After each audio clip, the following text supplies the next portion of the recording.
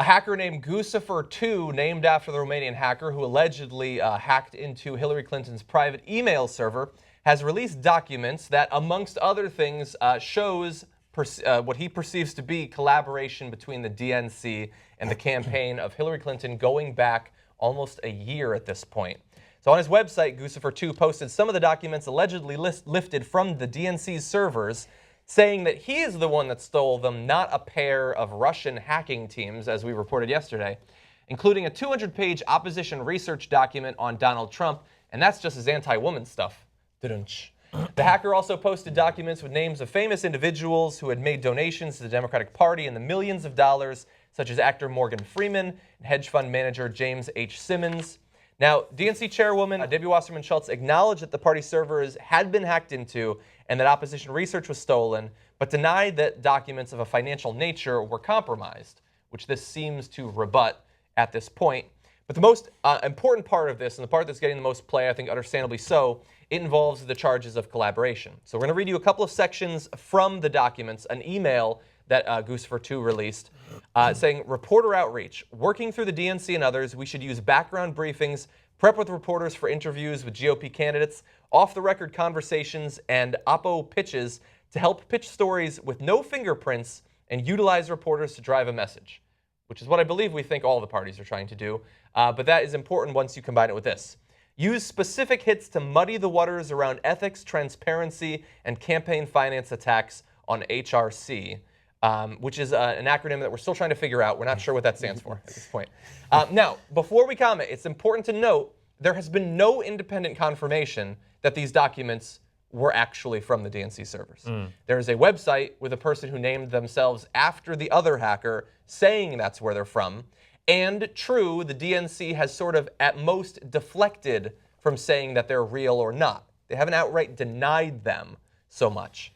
But that's where we stand right now. I mean, well, the main thing that Debbie Wasserman-Schultz made sure that she cleared up, as you read, she denied that the documents of a financial nature were compromised. Let's make sure that all the financial documents around anyone who may have donated, their names, how much, you guys, you're good. You're good for sure. Let's make sure that shit is on the lockdown. I didn't even think about it that way. There's no way. Yeah, she's like, whatever it's got somebody like collusion, actually working with Hillary Clinton and using all of our resources strictly to work for one candidate, whatever. No, the money numbers are not going out, trust me. Yeah, and by the way, Charles Koch was a name on one of those lists that Guccifer 2 released. And that second section, by the way, which we don't know who sent the email, who they sent it to, whether they have any power or authority in the DNC, if it was Debbie Wasserman-Schultz herself, we don't know, was apparently sent in May of last year, which is after both Hillary and Bernie had announced that they would be running for the presidency. And there was still a lot of speculation that Joe Biden could be getting in, by the way. The possibility of Elizabeth Warren, too. And so, look, I think everybody believes that there has been collaboration, if not outright collaboration. Debbie Wasserman-Schultz is not an impartial figure in this, and she hasn't been since the beginning. But for them to have been saying for almost a year that we're going to be pushing her, and this is the official Democratic Party leadership, which just took on a significant portion of Hillary's campaign workers as DNC employees as of today, that is going to further piss off a lot of people who already believe that the process has been unnecessarily tainted by the effect of the DNC. Yeah, so I mean, essentially, in some ways, not to sound churlish or to sound glib, it kind of confirms what people already suspected all along. So there's not necessarily any new. It's just like, see, we were right, and it's substantiating the thought process, because I mean that was part of, obviously that was, and you guys championing him, and that was part of Bernie Sanders' appeal, was that he was this anti-establishment figure, a candidate, and so he was railing against the machine, he was railing against the establishment. I mean, there's no better articulation for that, in my opinion, than the superdelegates, and we've discussed it ad nauseum, and I don't propose to go back into it again. But that is in of itself gives you all the information you need to know. So.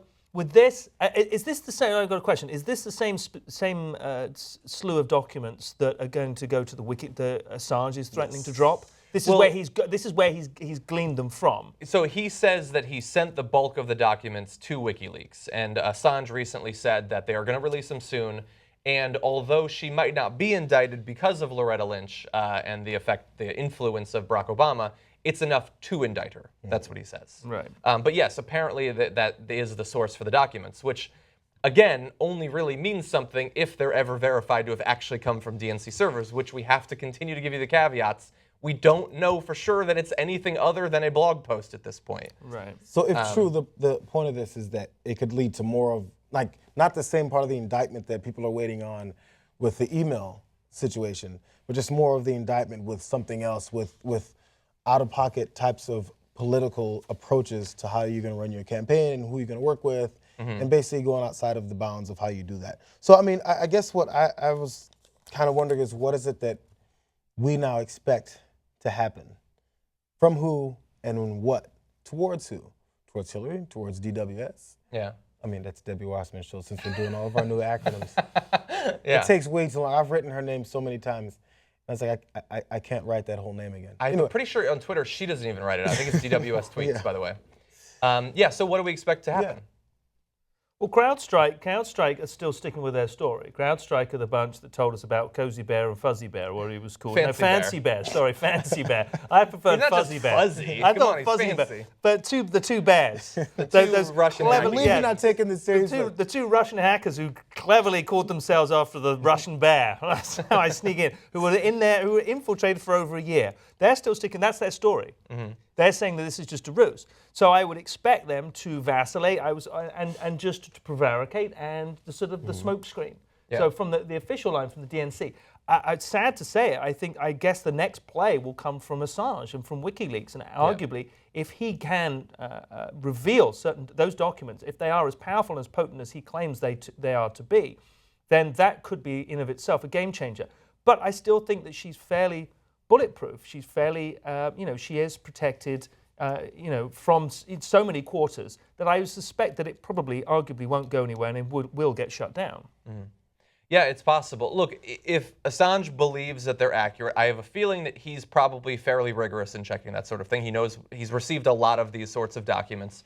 So if he ends up releasing them, I'm more inclined to believe that there was good evidence for it.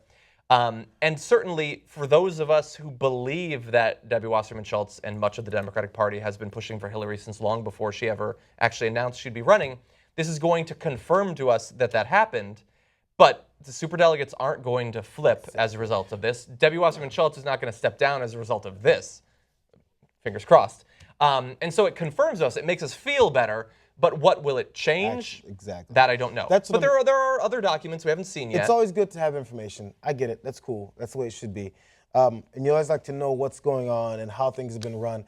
But again, for the wonky folks who read this like us and go through this every day and talk about the process and, the DNC did this and they shouldn't have done that, because the normal process of the DNC running a campaign, or at least being around a campaign, doing a primary season, is to do this, not that.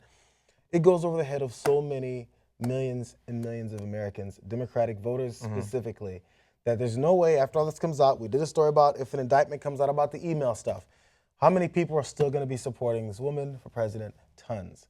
So for the information to come out and say, how come you haven't talked about it? And blood starts running out of your eyes, then the information comes out good. No one's against that. But the next step is you have to think about, then how do we lead this into changing the system and actually letting everyone know how this works? To just say, why don't we talk about it? Talk about it till your head blows up. But you have to actually, what's the next step of doing something? Yeah. It frustrates me that there's this end game of just talk about it. Do something, man. There's more than just 7 people in the country that actually care about this stuff. And if all of you do, what can you do next? Have some kind of plan. Like, there's a power of people to do something. But to keep expecting one person to do it, and everyone was so mad when Elizabeth Warren came out and endorsed Hillary Clinton, and then when Bernie Sanders hasn't said much about how much he's gonna fucking fight and then kick everybody's ass even further, just relax a little bit and understand, don't put all your eggs and all your trust and faith in 1 to 2 people in the country. It doesn't get you anywhere. It's not self-serving. It doesn't change the political landscape. You're just bitching now. Yeah. Do something. Find a way to do something. Look into it. You got time. I'm out of here. I'm going to do something. Fucking Mike.